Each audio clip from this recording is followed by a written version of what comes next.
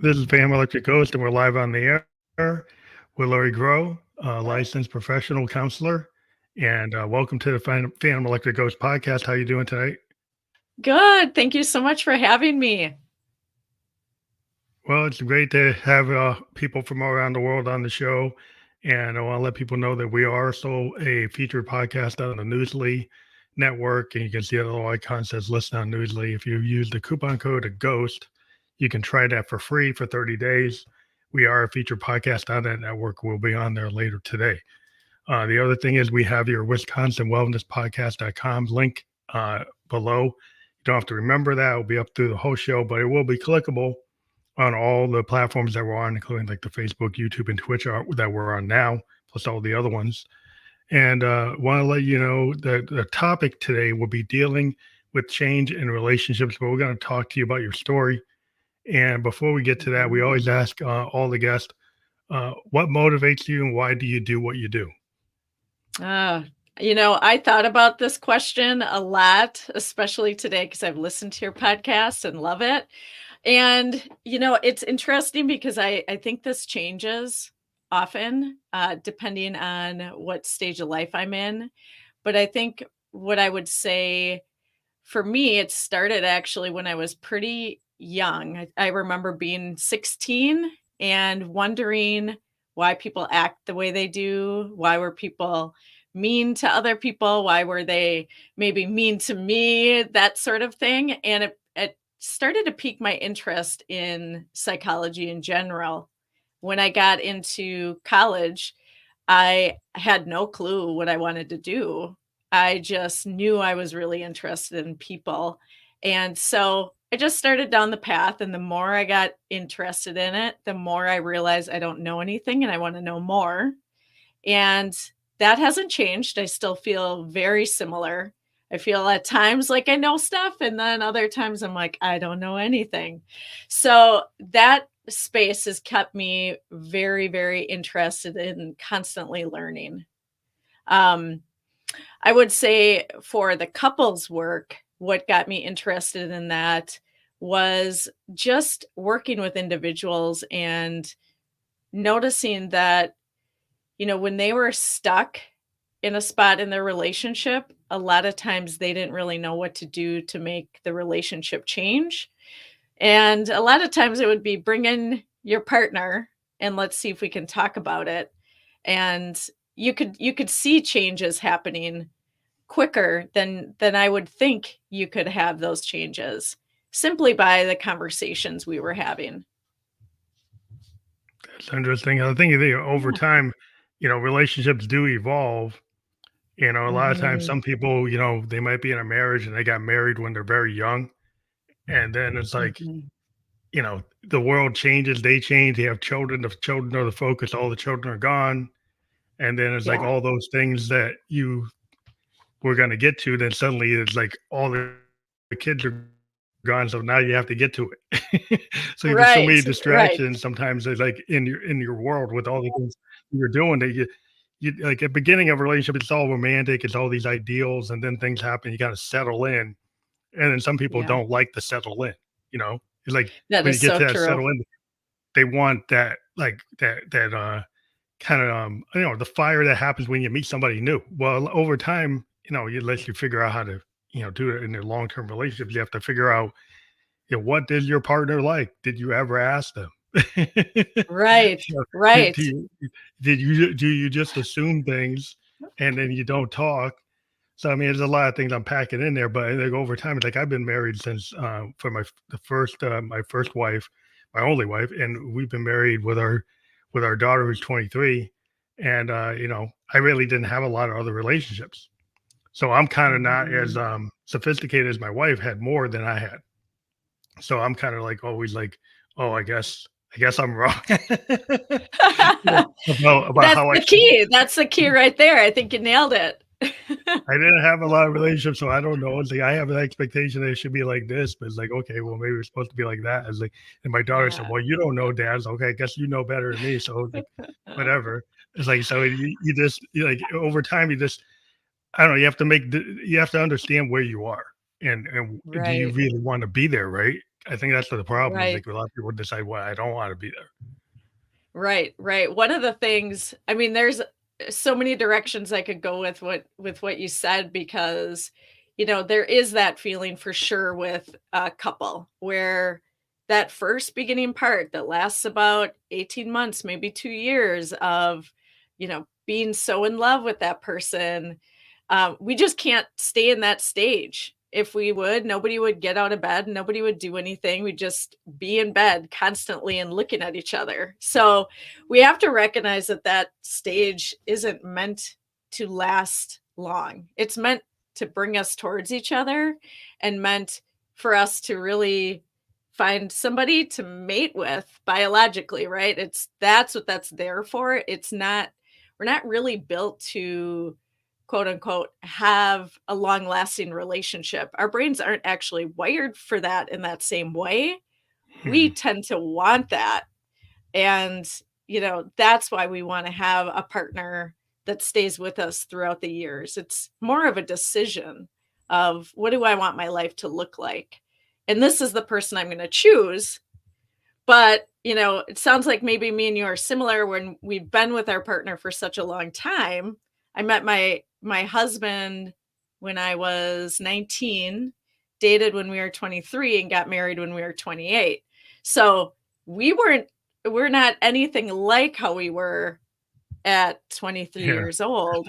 Yet we were deciding let's be together forever. It's a big decision. Yeah. Well, it has a lot of consequences, and you deal with like if I deal with my mom and my dad and my Mhm. uncles, and they're like, it's like when you get married, it's not all about that like romance thing. It's like are you going to be comfortable with this person Yeah. as your friend, And if you Yes. never really like them as a friend, then they could probably have a hard time. Yeah, Because yeah, that's the problem. Like if you have nothing to talk about, you're not on the same page at all. It's like, well, that's gonna be pretty difficult. yeah. I feel like that's the thing with my husband. We joke a lot. And I, always tell him like, I'm glad you're funny. I'm glad you're funny because otherwise we'd probably have a lot more conflicts. But that right there is one of the most important things for me. Now, it might not be true for everybody, but if I'm frustrated and he makes me laugh, that just I don't Mhm. even know what I was upset about. And it works Yeah, really well. But you could talk to another couple and one of the partners makes a joke and that's not gonna go over well. it'll work. Yeah. Yeah, well, sometimes like, are you staying together because like you're expected to, the social Yeah, mores. It feels like some people feel like they're trapped. Like some people feel like, yeah, well, I'm just doing it because everybody expects us to be this couple, right? yeah, And then it's like, yeah. and then people don't feel right. And then they were like, if something's Mhm. gonna break, if you're not really connected. If there's no, Yeah, like I'm a musician, so if there's like disharmony all the time, there's dissonance all the time, there's noise all the time. You don't have, there's no harmony, there's no melody. It's like out of sync, you're out of phase, you're out of tune. So yeah, unless you yeah. find a way to get back into tune, where are you gonna be in this kind of dissonant Yes. state? Yeah, yeah, and that's actually one of the most important components that I talk about with couples is that rhythm of a relationship where it has to be in that harmony, distress, and repair, and it just keeps going in that cycle. A lot of times we think no conflict would be ideal, and then we'd be happy forever, but that's not how life works, and in all actuality, we're not gonna grow as people, we're not gonna feel closer to someone if we don't have any of the conflict or distress. So I think it helps to think about relationships that way because there's nothing wrong then Yeah, with a yeah. relationship. It just But has to do sometimes like those things. it's the ebb and flow, right? It's the ebb and Yes. flow. It's like I said, a song structure usually has some dissonance, some disharmony, something that's a little, and then it comes together. Like, if you think about Mhm. movements and more complex type of music, there's pieces of it where, it's harmonious, it's dramatic, it goes ebbs and flows, it gets louder, crescendo, decrescendo, there's all kinds of things. But it's not just the same, right? It Right. starts, it has different parts, and some parts, maybe don't look like they fit together or they're a little confused. But that's just the nature of Mhm. it. It's kind of like, that's like, you're living in the present like state, and it's a flow state type of thing. It's like that if you Yes. can't, it's not always gonna be like one thing. And you probably have Right. this idealized vision that you want it to be. And a lot of times it's like what it ends up being is like well, that's what it is. Mhm. Yeah, I think that when couples come to see me, that tends to be one of the main components. It is I guess what you were saying is that idealized version of either our partner or our relationship. And there is a loss in that when we realize they aren't what we thought. Probably no one could really be what our imagination could create for us, but that can be a grief and a sadness in that. So, we talked about that first stage of falling in love, and it's wonderful and blissful, and basically we're on drugs, during that time. Our brain is Yeah. acting as if we are on drugs. That's how excited and out of our minds we can be. But that next stage where you recognize, oh, that our partners, can sometimes be cranky, or our partner can be forgetful, or whatever those things are. And we have to figure out a lot of things with that. Do we try to ask them to change? Which is usually what we do. Please change that. Please be different in that area. Can you make sure that you do this from now on? Um, or we can change ourselves, or we can change what we have as our idea of love, you know? So it can be a mixture of all of those things. Yeah, I think it's hard because some people don't want to find a way to effectively communicate, and they Mhm. don't. And you could have like this idea where like, is there somebody who's more dominant, and they're kind of saying that things should be like this, and then you're not really cool with that, but maybe Yeah. you accepted it, and then eventually you reach like a tipping point and say, well, you know what, I can't even be myself. And so Yeah. it's like, Yeah. so instead of having like a gradual, incremental kind of situation, you kind of just accepted things you really didn't want to accept and didn't Mhm. talk about how you felt. And then where do you go from there? Well, it usually ends up being a Yeah. problem. It does. It does. You're right. You're right. I see that quite often with couples I work with. I think that's a bit of why people are divorcing a bit later in life. I think it's a bit of people changing in that regards of at the beginning they're maybe just saying okay and changing a bunch of things about themselves to accommodate that other person, and then somewhat start to realize that they're not happy and they maybe lost themselves in the relationship. And you're right, that's a problem. Then what? When I'm talking with couples, one of the things I always let them know is if you are asking for your person that you're with to make all of these changes, they're not going to be the person that you actually want to be with. They will have their own set of different, there'll be different problems that you're working with. So I always start really with clients saying, let's actually work to understand, because then maybe the problem doesn't even exist. So Yeah. that is magical when that happens, where I'm with a couple and they might start talking about a particular issue that comes up, and as you're getting further and further in the communication and the discussion, you start to see that either um, they're arguing about the same thing, the same goal. Maybe it's to see each other more or to spend more quality time together, which comes up. They might actually both want that, but they're too fixated in on like what is going right and what's going wrong versus how do we actually get what we're both looking for here? Yeah. And how do you define the quality time? Because somebody's quality time Yeah. might be that we always go to this place in Maine, or we always go Mhm. out to, date night. And the other person says, well, you know what? I want to mix it up. But they don't Mhm. really communicate that. They kind of expect, well, maybe this other person's going to know that. Well, how Mhm. are they going to know it if you never really say what you want?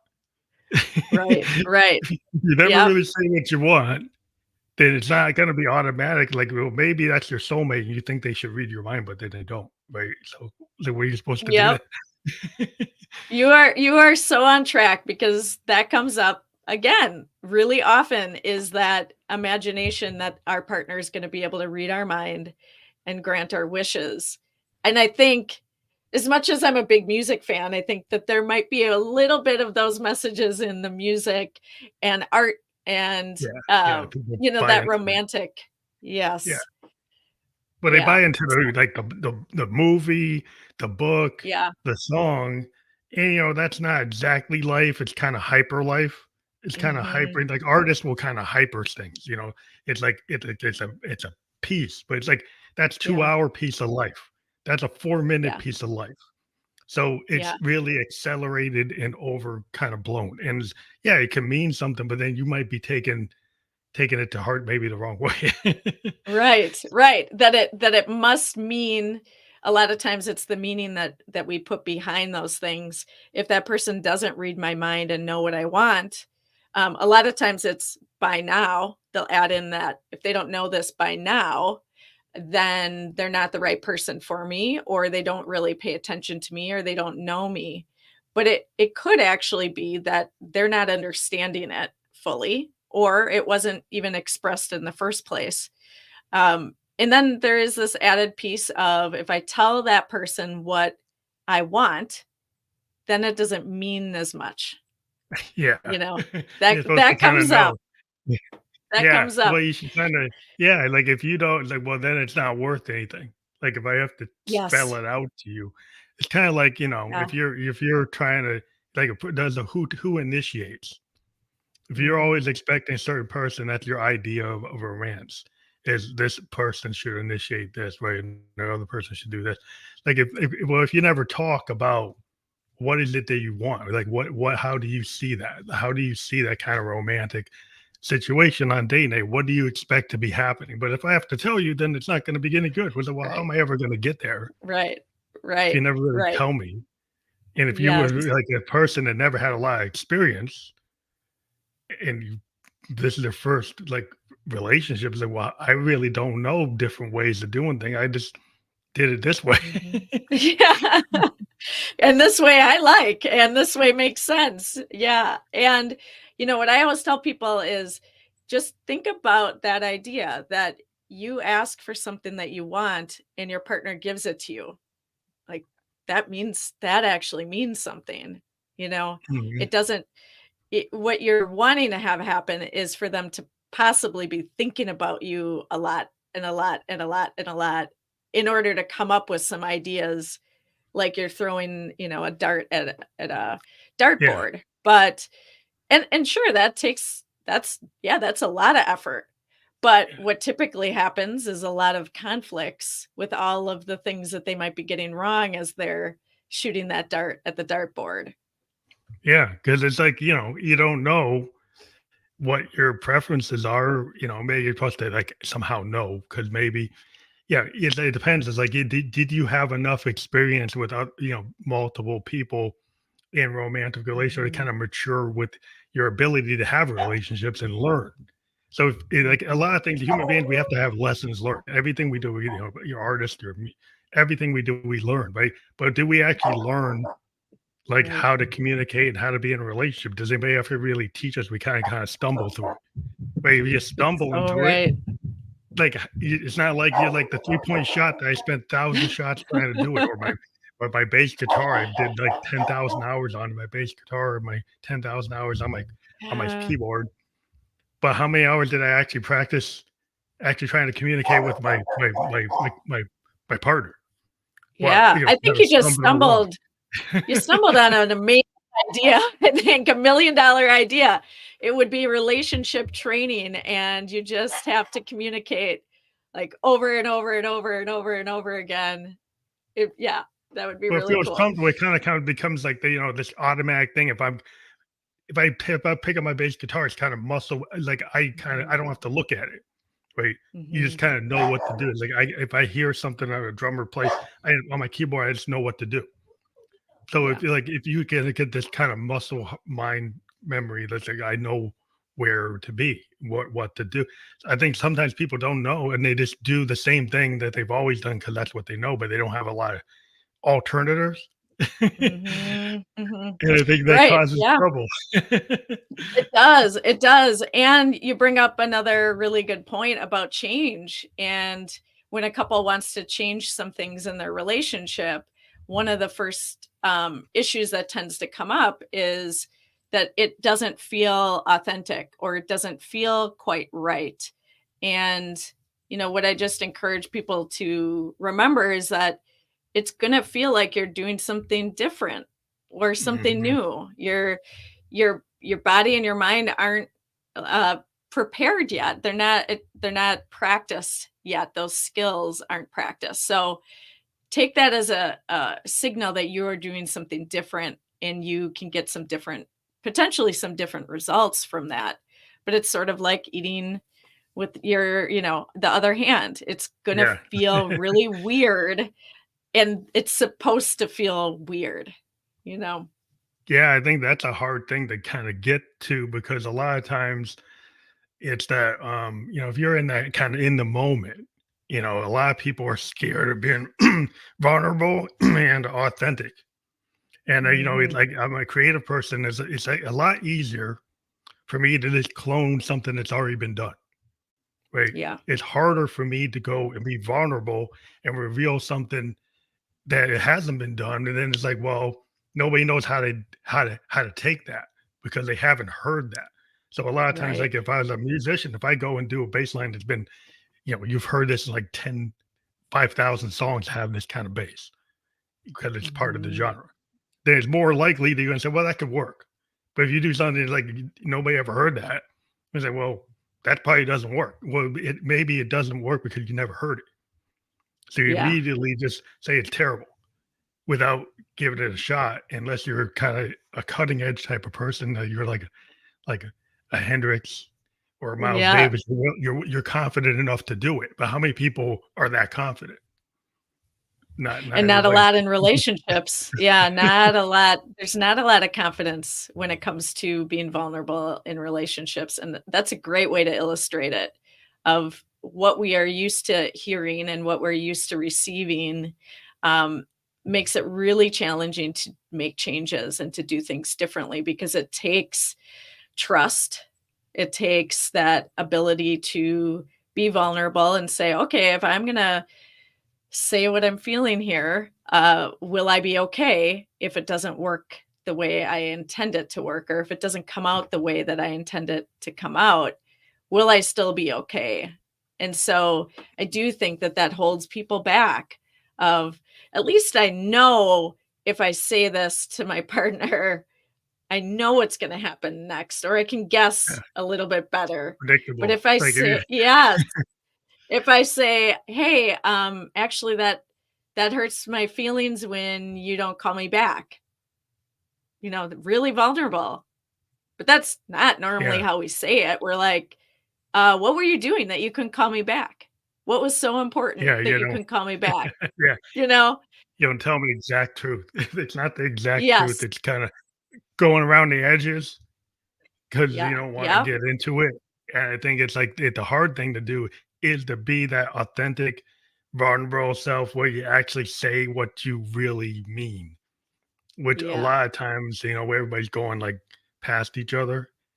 If Yeah. you like, are you really listening or are you trying to Mhm. like respond to like something, but you didn't actually take in what was said. You're so busy trying to respond with the comeback without Yep. actually hearing what somebody said. So you're like not actually getting it because you're missing like half of what they said because you didn't listen to it.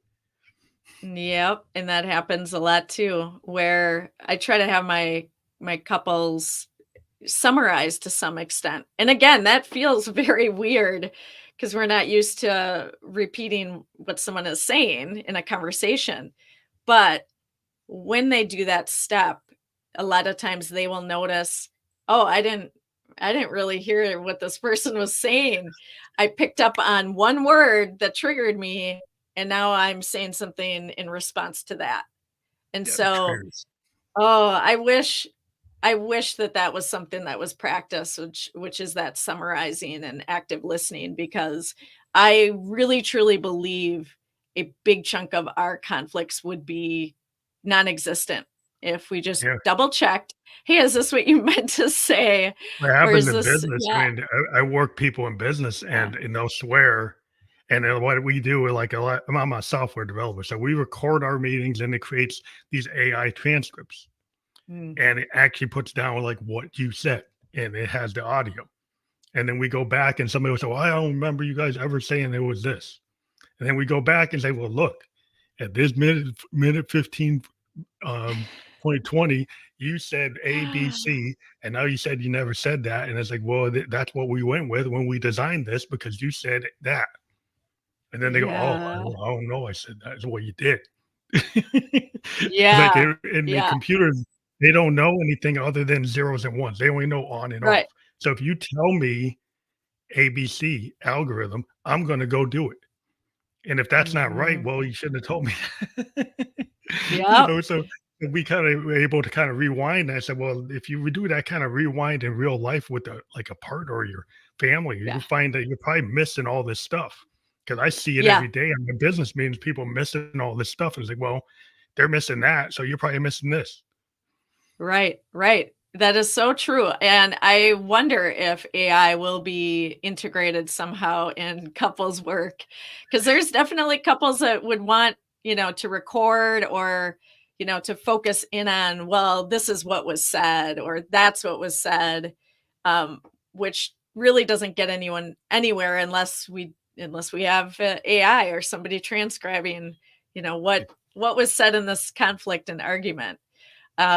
So yeah, one thing that I try to help couples do in that is focus less on the content and let's talk about the feelings that were coming up, because Mm, there's no way that you're going to know go back. exactly what somebody intended, exactly what, they said word for word.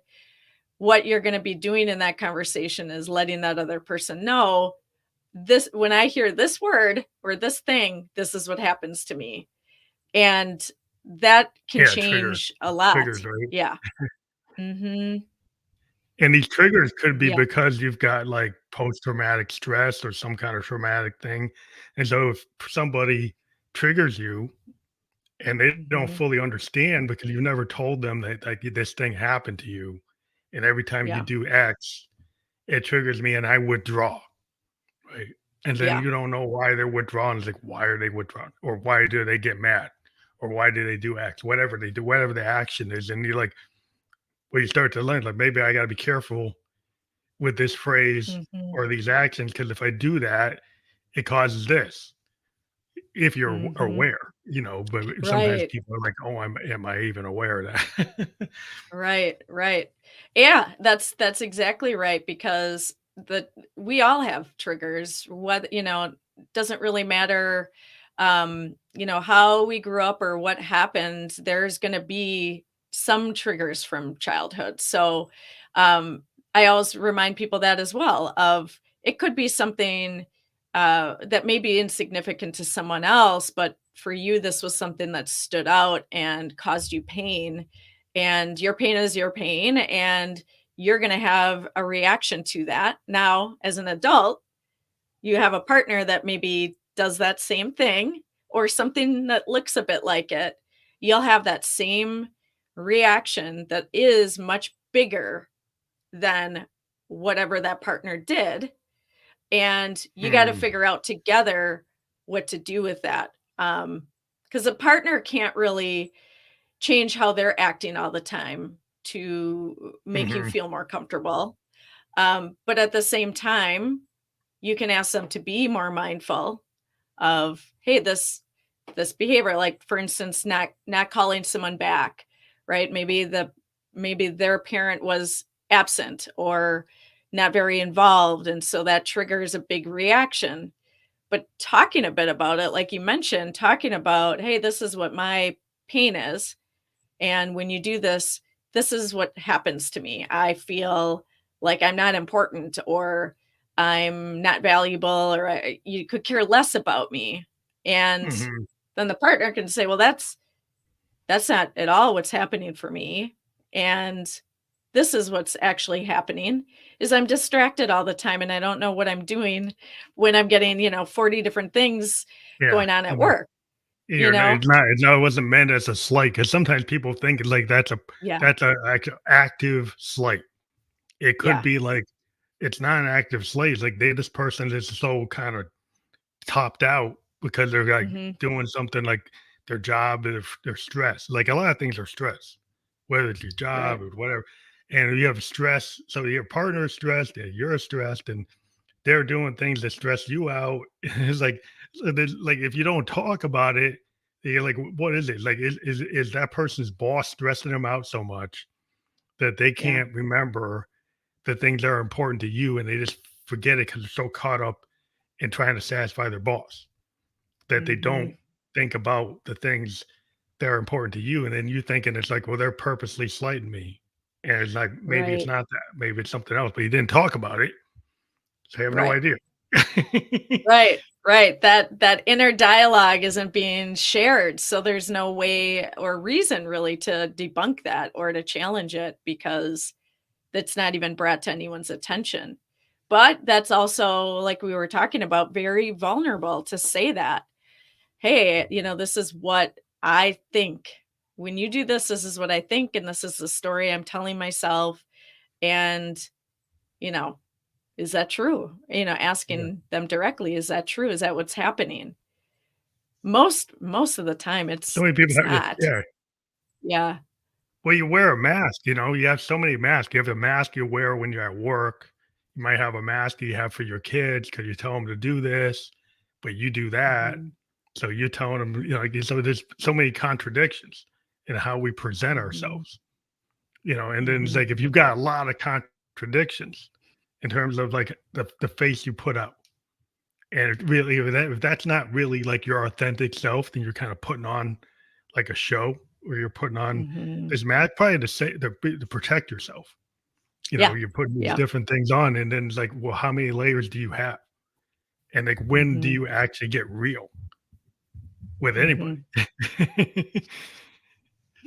Yeah, yeah, and I think it's definitely different for different people on how vulnerable that they can be, but you're right, it is protective. That is one of another main thing that I focus on with couples is figuring out for them what are those things that show up to protect you. If you're being critical of your partner, that's, believe it or not, that's probably a protective quality or a protective part that's showing up.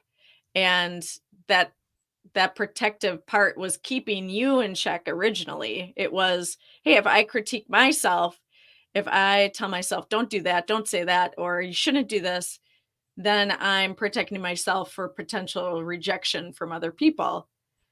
And then what happens in a partnership is we start doing that to them, but Mhm. usually it's a little bit less than what's going on for ourselves. They don't know that usually. They think, Yeah, "Oh my gosh, they must think they're up here and I'm down here." But a lot of times that inner critic is much, much worse internally than externally. But it is really about the protective part of what that negative behavior is. If we can say to ourselves, my partner's doing this because they're trying to protect themselves, or they're maybe more critical when they're anxious, doesn't make the behavior okay, but yeah, you don't have to take it to heart and it doesn't have to be as painful. yeah. It's kind of personal. The personal. It's kind of thing like when you're vulnerable and you put something out that's the fear of the reaction. like the hater reaction, or they Mhm. hate everything I'm proposing. So then sometimes, well, I won't even propose it because I'm gonna get a Right. bad reaction, right? Or maybe I don't have a right to propose it because I've been kind of put into this position where I'm kind of not in the alpha, like I'm not. Mhm. I'm kind of be always like not in the lead. So I don't know. Like, how do you get to a more to balance and harmony? I'm a kind of a Mhm. Buddhist, and we kind of think about Yeah. harmony and balance.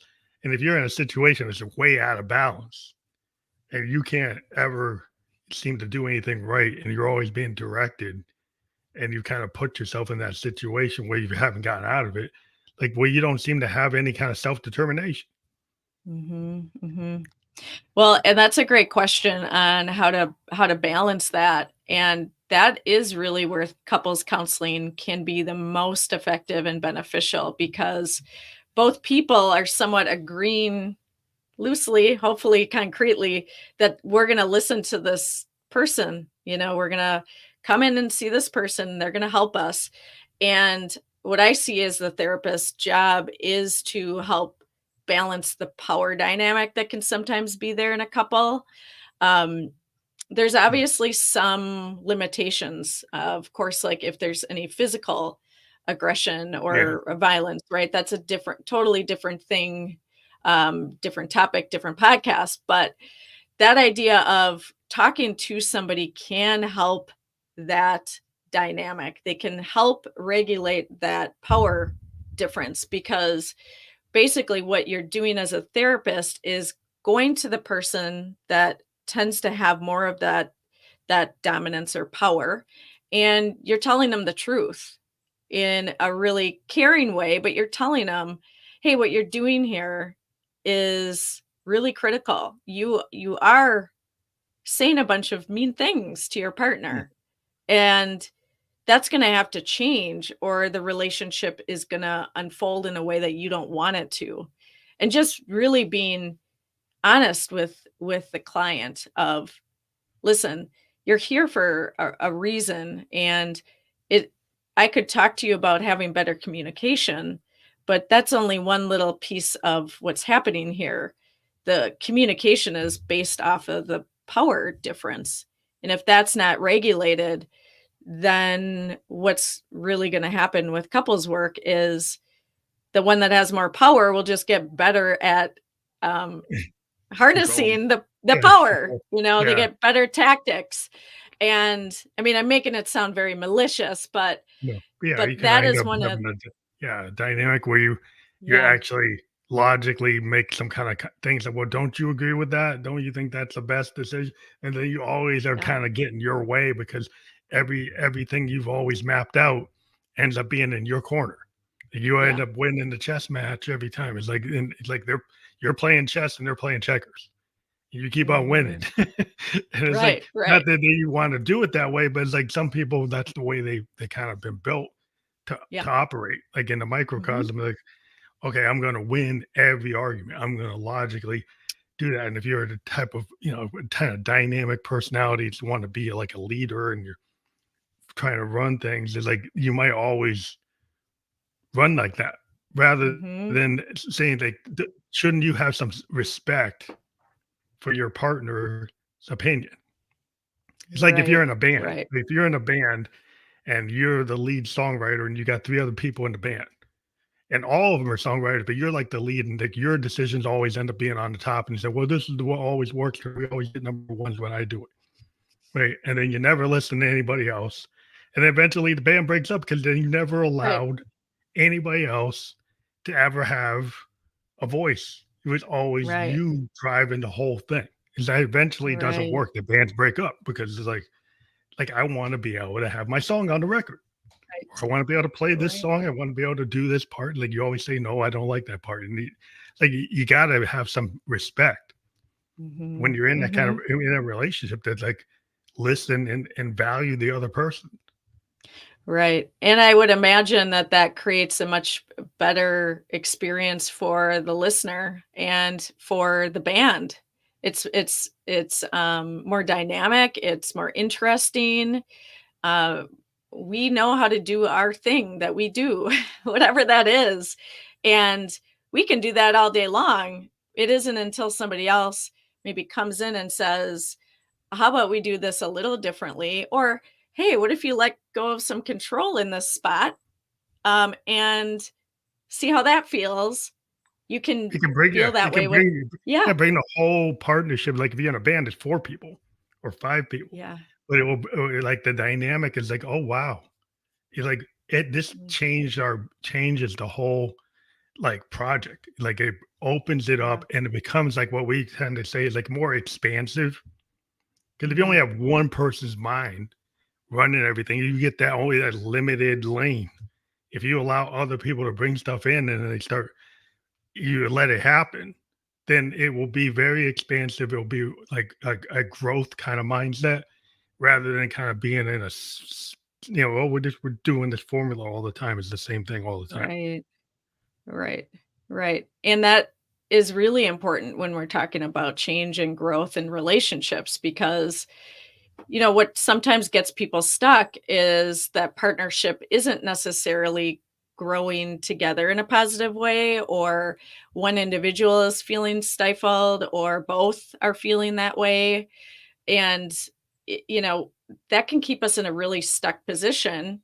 It is how systems work, though. I mean, ideally, there is that desire, or not desire, but a system works in trying to keep itself stable and regulated. And Yeah. so when somebody does try to make a change, that other Or it throws it person off.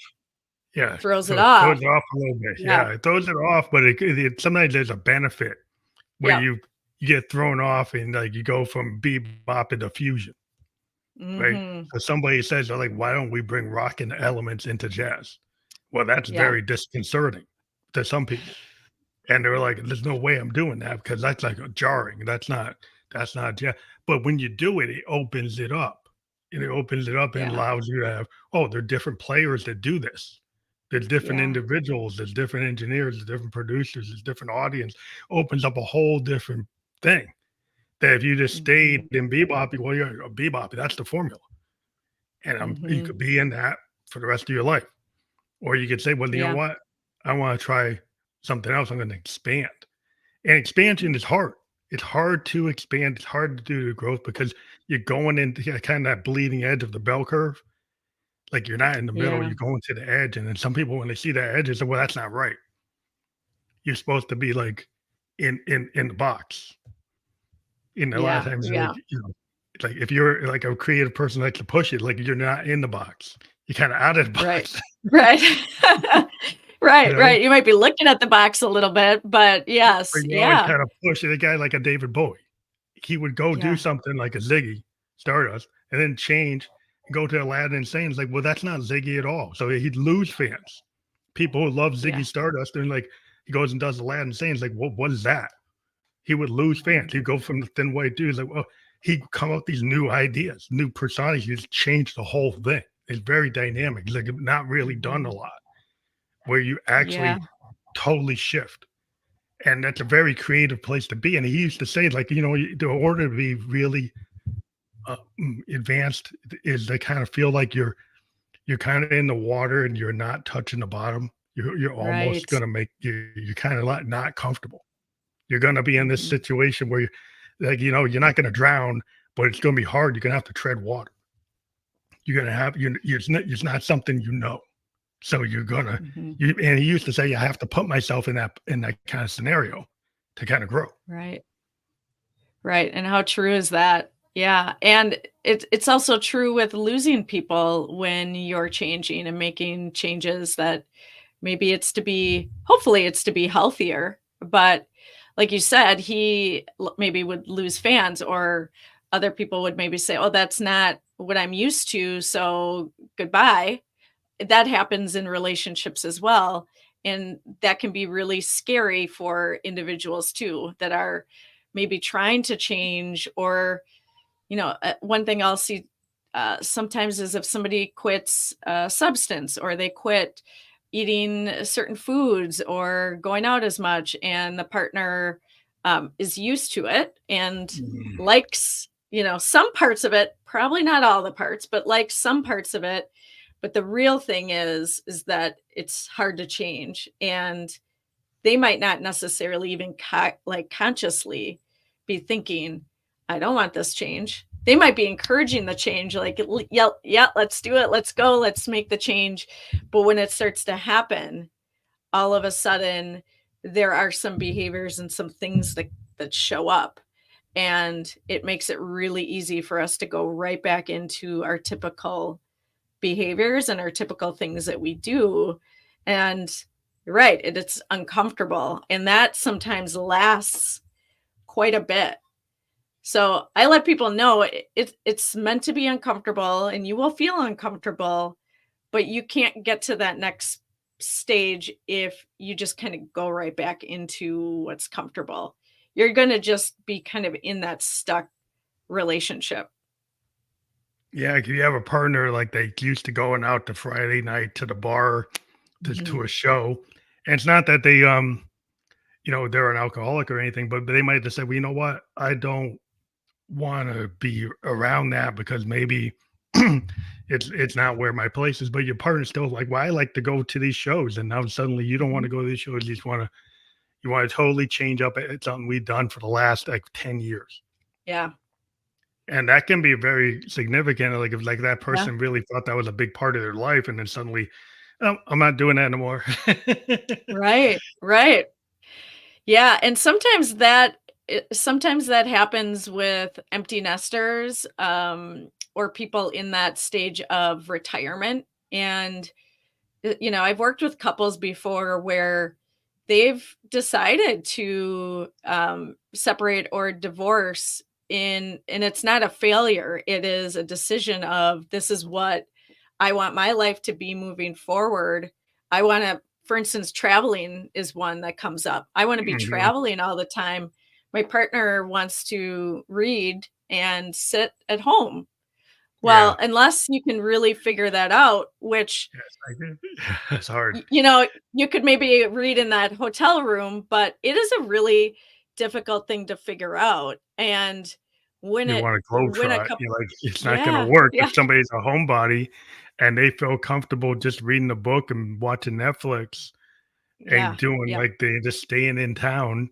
And you got somebody, well, I want to go to London, I want to go to Paris, I want to go to Egypt, I want to go, right? And so mhm, I've kind of set my retirement plan, and they get to retirement, and then the partner said, well, I don't want to do that. And that was yeah, like their yeah, mindset was like, well, that's what I'm going to do when I retire. And then I find out, oh, mhm. you're not with that. Yeah, yeah. Oh my gosh. Yes, it can be really heartbreaking. And, there are ways to figure some of those things out. And you brought up the box, right? And being a lot of times with relationships, we tend to think it all has to be in a certain way, but maybe they figure out something that seems to work well for them. Maybe it's, hey, go with your best friend and travel all over Yeah, and come yeah. You back and still bring could me a you still could souvenir. yeah, You you know? find that it doesn't have to be all or nothing. If you're Yes. willing to be more, like, expansive too, like, okay, Yeah. my partner likes to go to these jazz clubs, but I don't really like it, Mhm. and he does that, and he's not gonna go and get another partner there. That's just son he's into jazz. That's Yeah. what he's into. That the person's into jazz, and that's it's not like it's a threat to you. It's like that's just something they like, you don't like, right? Mhm. So maybe find things that you do like, Yeah. that you can agree Yeah. on, and find times where you can be together, but you still each can have your own thing. I mountain bike. My wife doesn't like it. She doesn't like coming down mountains at 40 miles an hour. She's like, no, it's dangerous. I'm Huh, not going to yeah, do that's yeah. it. So it's like if I go off and do that, it's not like, well, yeah, it's going to take some time. It's like there's certain Right. time I'm going to do that with my mountain bike buddies. That's Right. what I'm going to do. And then she has some other things she does. She's in these. She's a playwright. She does plays. Like I could be there and support it with like writing music for it or whatever. But that's what Cool. she's going to do, and they could take a lot of time to put that play on. Well, that's what Yeah. she wants to do. And it's like I'm not going to say, well, she can't do that. That's what she wants to do. Like Right. everybody can have And the it thing that they yeah. want, yeah, and then just have things that you want to do together. Oh, we like to go to this restaurant, or we like to go to like Barbados, and like once a year, and we both agree that's a cool thing, so we do that. So Mhm. so if you, I think if you find the things that you can agree on, and the things that you can be independent on without thinking Mhm. like some people think they got to do everything together. And Right, right. maybe that's the wrong mindset. Yeah, yeah, it is about changing the mindset and letting go again of those ideals or the thing you thought it was gonna be. And yes, that could be really hard. One of one of my one of my jokes that my husband and I talk a lot about is Pearl Jam is why we are together and staying together so that we have somebody to go to Pearl Jam concerts with. And we are going to a couple. They're touring again, but Awesome band, yeah, yeah. having something like that together, well, he sees other bands and I know that he does not want to see some of the bands I'm seeing. It doesn't really take away anything. It actually adds better conversations, Yeah. different conversations. It's not going to be boring then. We're not going to just go over the Pearl Jam concert again and again and again and how awesome it was, which we do, but it's also kind of fun to hear about other things and Yeah, other yeah, experiences. it's like it's some I think it's when you have a situation where, like, it's kinda my way or the highway type people, Yeah. or, like, or you gotta do everything together when it doesn't really work, right? And Mhm. allowing that kinda well, you're 2 different people, you're Yeah. together, but you might have different things you like, different things you like to Mhm. do.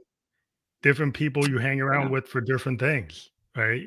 And it's it doesn't mean I have to be in on my wife's like she's a female artist and she has these female groups and they get together. It's like, well, I don't need to be in that meeting because I'm not even supposed to be in that meeting.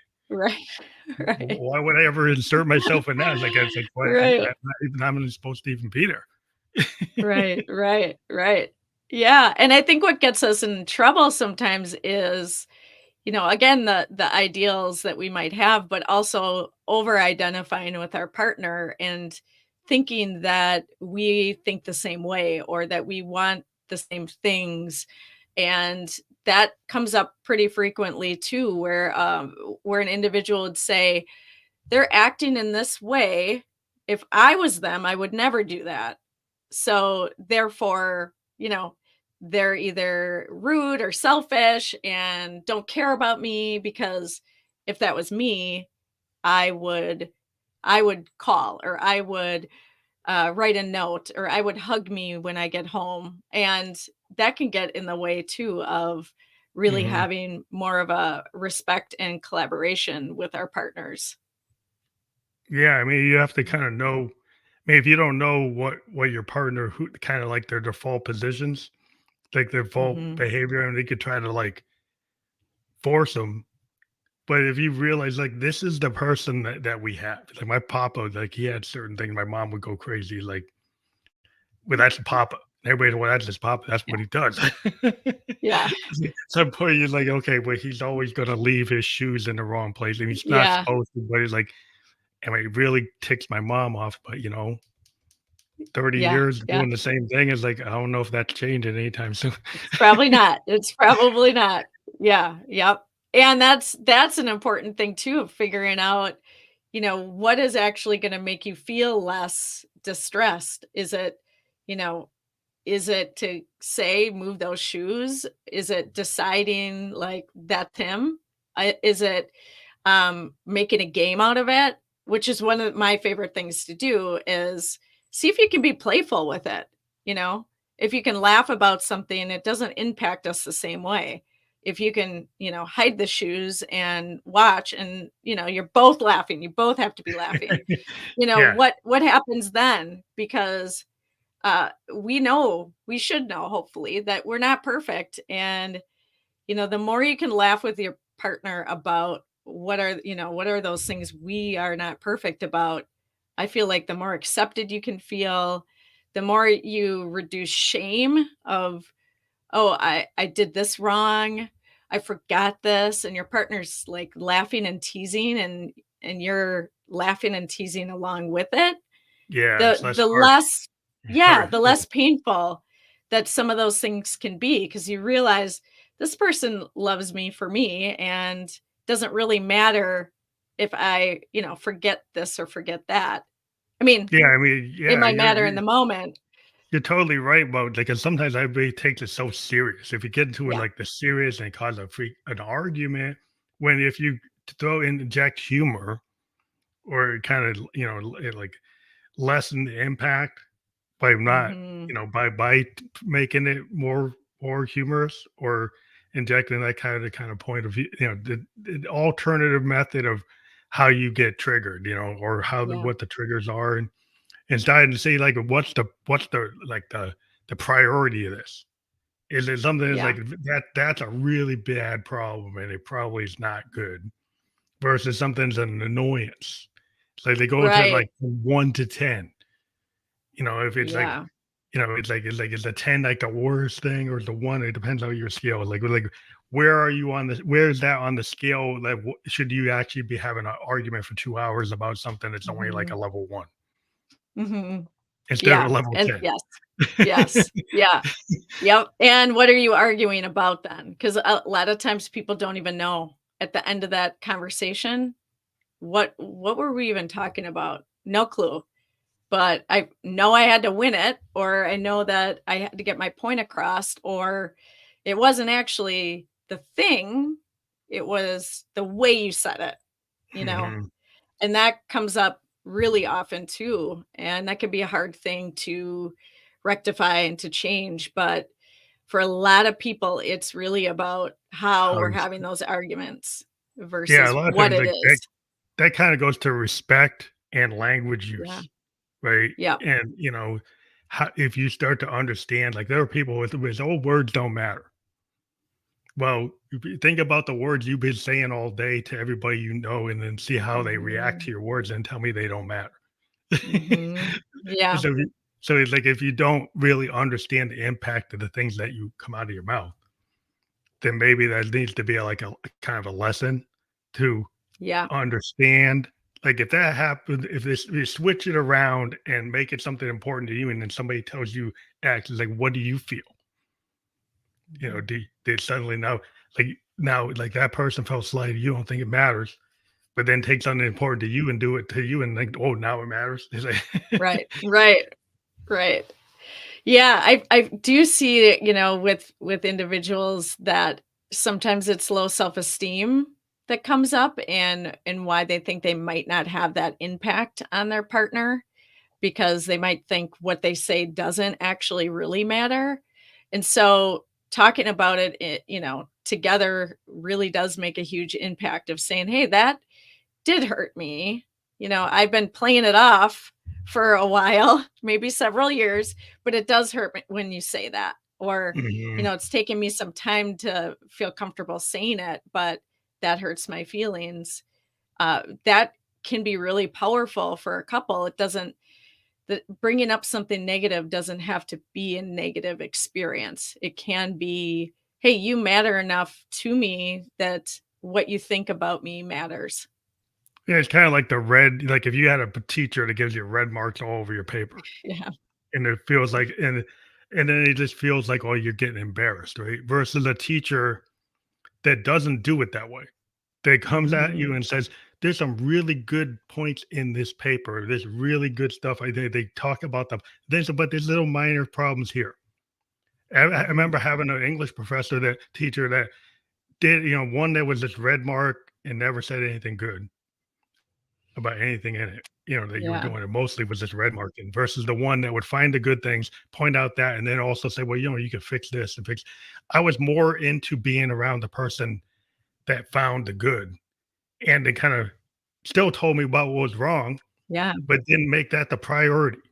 You know, Yeah. there's a way to kind of do things where you want somebody to give you the feedback versus like, I don't know if I want the feedback from this person again because all they do is the way they do Yeah. it, the way they give you the feedback. Right, right. Because what it comes down to, I think, is that connection that you have with that person. If they know you care enough about them to sit down and actually go through, hey, this is what could use some work, right? It's a totally different experience. This person cares about me and is telling me these things to make me better. And I just feel like you can feel that difference versus somebody just, maybe like this and you got to follow these rules, or this was bad, this is bad, this is bad. Why did you even write? And then you're Then like, yeah, you don't want to totally be in go. that Yeah. class again. Yeah. You don't want to be around that person again. You start to like, wow, was No. this person is triggering me, they're freaking me out, they're stressing me out. And you're Right. like, and I think you can learn from that. Like there's a way, even with your kids, if you're coming and Mhm. lording over your kid, it's like, well, you did this wrong, wrong, wrong, wrong. Instead of actually giving them a lesson learned and Yeah. explaining. And over Yeah. time, I've learned because my papa had a different way of doing it. And then, with my daughter, I was like, there was things I didn't like what my papa did. And I said, well, I talked to my wife. It's like, I really didn't like the way he did this with our Yeah. daughter. How could we do that, say something without doing that? And she had the same experience Mhm. where her parents had been kind of harsh. And we tried to do it different with our daughter because we had experienced that. And we're both college educators. And we had the discussion about Yeah. how Yeah. we should approach based on the lessons learned that we didn't like some of the things our Right. parents did, and we didn't necessarily want to repeat it. And we had to kind Yeah. of a self-analysis to say, like, potentially we could repeat it if we don't talk about Yeah. it. Yes, 100%, because that's gonna be that knee-jerk reaction, and what an important conversation and what a gift to give your daughter too of, recognizing the things that you didn't like is one piece of it, and then doing the work to do something different that's hard. It's hard work.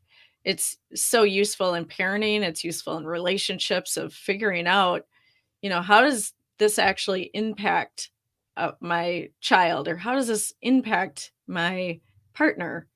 Really sitting with that and thinking about that, it allows for changing the way that we communicate and the way that we are telling our critique or our complaint tends to be more important that they actually feel connected.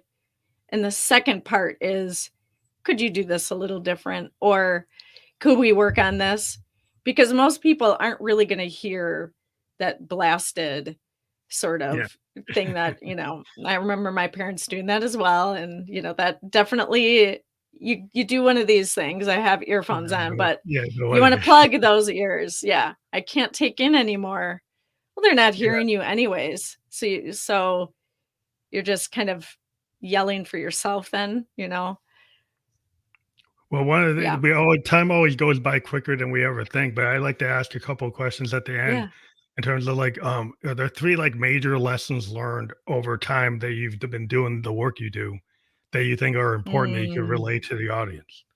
Yeah, great question. And I think it is about figuring out for yourself actually what's most important in your relationship, as far as figuring out, is it to be kind and to be connected, or is it to be right? So figuring out that, which hopefully goes into the relationship piece, but just understanding that. I also recognize that for couples work, it's hard and can be really disheartening at times. So, giving yourself grace and compassion when you're trying to change something in a relationship. And then also to see if you can separate yourself from what your partner is telling you their experience is like. Because what tends to happen is it's harder for us to hear when it feels like it's coming at us.